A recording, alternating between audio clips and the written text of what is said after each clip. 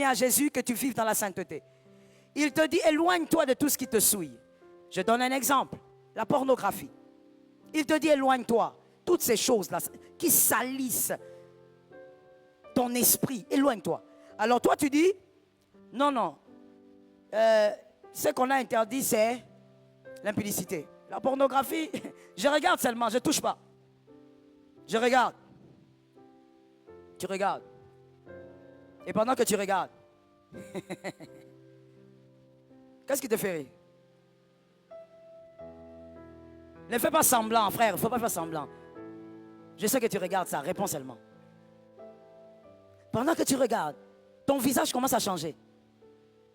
Tu commences à rire toi-même. Et si tu es marié, restons avec les mariés. Si tu es marié, on commence par qui? Par l'homme ou par la femme? Répondez un peu vite, par l'homme ou par la femme? Par l'homme. On commence par l'homme, parce que c'est lui qui a été créé en premier. Tu regardes ce que Jésus, ton époux, t'a interdit. Alors que quand il t'interdit, c'est pour sa satisfaction. Même si toi, tu as l'impression que ce n'est pas grave. Mais tu ne le fais pas pour toi d'abord, tu le fais pour lui. Et évidemment, ce que tu fais pour lui te fait à toi du bien. Mais toi, comme tu ne veux pas, monsieur, tu regardes ces choses qui souillent ton esprit. Quand tu finis, je ne sais pas à quelle heure, tu commences à regarder à gauche, à droite avec des yeux rouges. Comme si tu avais pris le Bombay. Et quand tu termines, quand tu regardes à gauche, à droite, c'est parce que tu cherches ta femme. Ta femme là-bas, elle a des révélations. Elle est déjà au 3e rêve. Il est 3 heures du matin. Tu entres là-bas. Comme quelqu'un qui est entré à un lieu de guerre.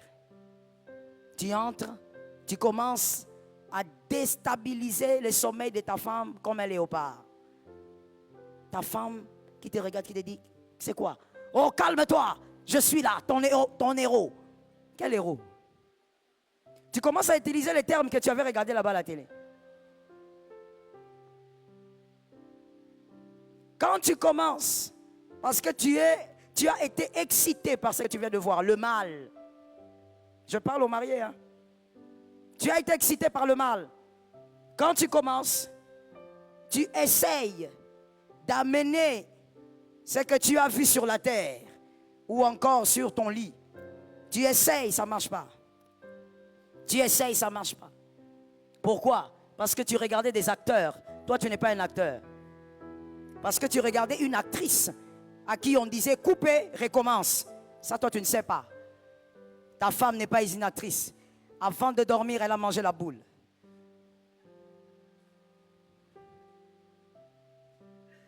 Avant de dormir, elle a rempli son ventre.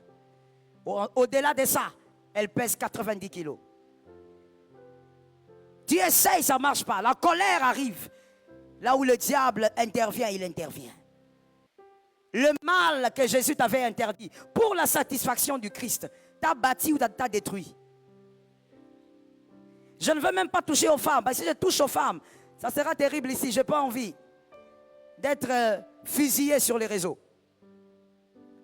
Les femmes, c'est encore une situation pire. Dans le mariage, la porno vous détruit. Celui que tu regardes est un acteur. Celui que tu regardes, c'est quelqu'un qu'on a rodé pour ça. Ton mari, son cas est différent. Ton mari, c'est ton mari. Point. Évitons toute polémique.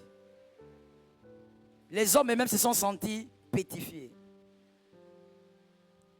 Ne touchez pas au mal, parce que votre époux veut vous garder dans la pureté.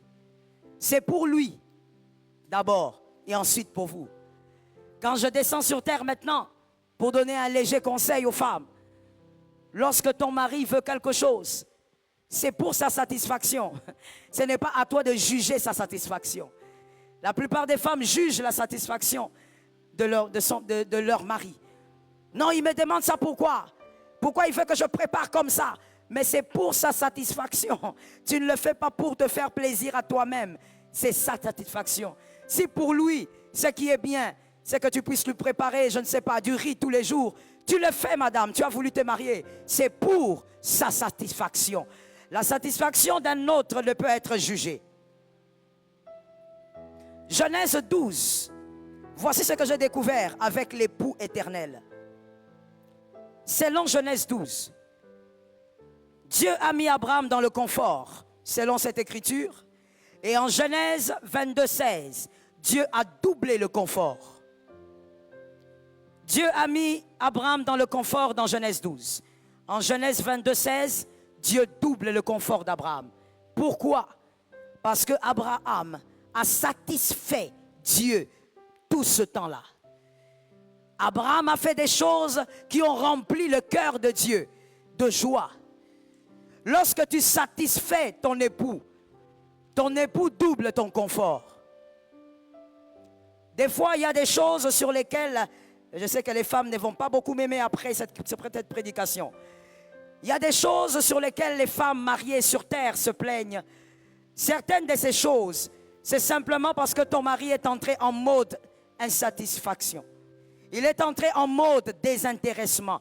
Voilà pourquoi il y a des choses qui ne te donnent pas. Voilà pourquoi il y a des choses qui ne fait plus. Et toi, tu t'en plains. Le problème n'est pas de te plaindre. Ce qu'il faut faire, c'est résoudre cette insatisfaction. Et automatiquement, ce que tu veux va arriver. Lorsqu'un homme normal, équilibré, est dans le confort et plutôt dans la satisfaction, sa femme le place dans la satisfaction. Cet homme double le confort de sa femme. Est-ce que quelqu'un m'entend? Est-ce que je peux choquer maintenant les femmes? Est-ce que je peux choquer les femmes?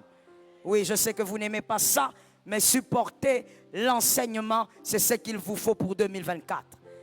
Pourquoi vous constaterez qu'un mari normal, calme dans sa maison, le jour où il va dehors, il côtoie une certaine fille, et cette fille sait qu'elle ne sera jamais la femme légitime.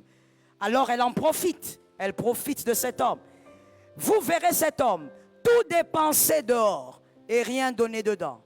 Vous pensez que c'est quoi?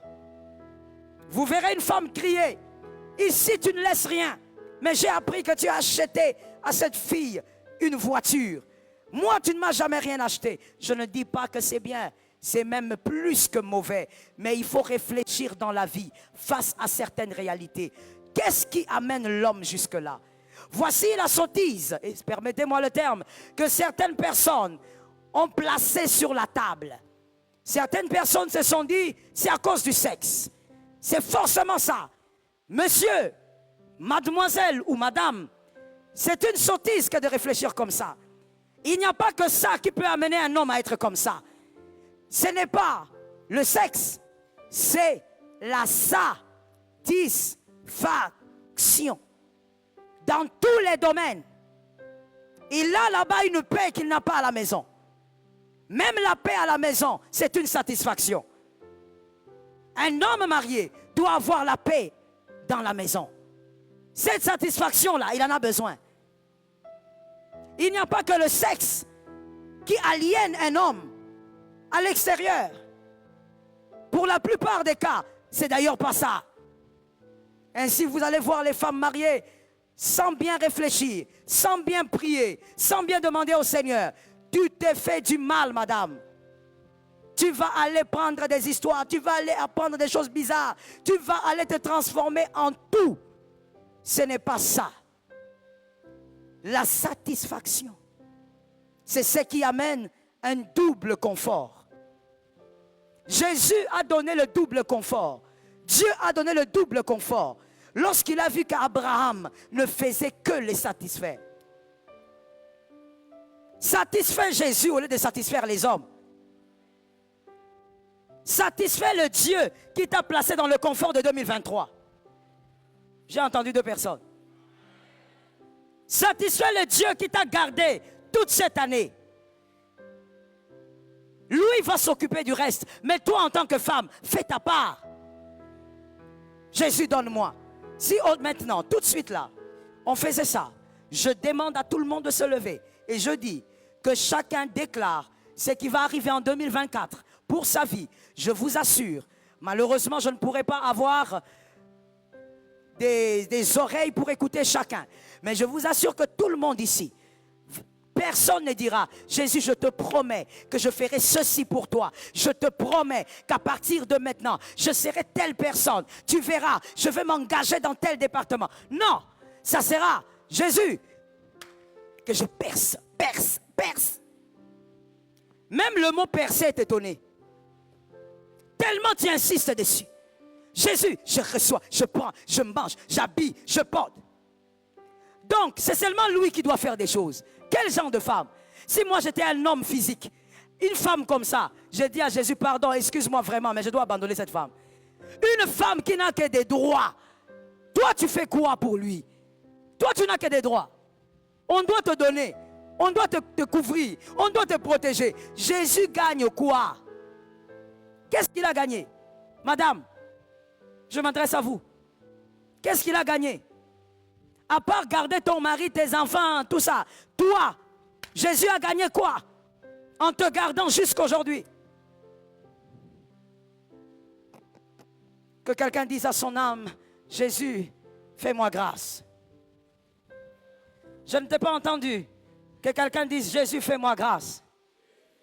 Que quelqu'un d'autre dise, Jésus, pardonne-moi. Non, nous sommes en train de demander pardon. Il faut beaucoup d'humilité quand on demande pardon. Ne demande pas pardon en boudant, ne demande pas pardon en hésitant. Il faut reconnaître son tort. Que quelqu'un dise, Jésus, pardonne-moi. 2024, voici mon souhait et ma prière pour toi. 2024, satisfais ton époux. La main est pourrie. 2024, fais du bien à ton époux. 2024, cherche à savoir quel est le nom que Jésus t'a donné afin que tu atteignes ce nom-là.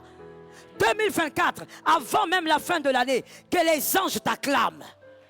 Qu'on te compte parmi les bons chrétiens de Kinshasa. Je ne parle pas les hommes, j'ai dit le ciel. Oui, dans le monde invisible, je ne parle pas des hommes. Le ciel là-bas, que les anges disent, celui-ci, il peut être dans la liste. Parmi les bons enfants de Dieu, il est dedans.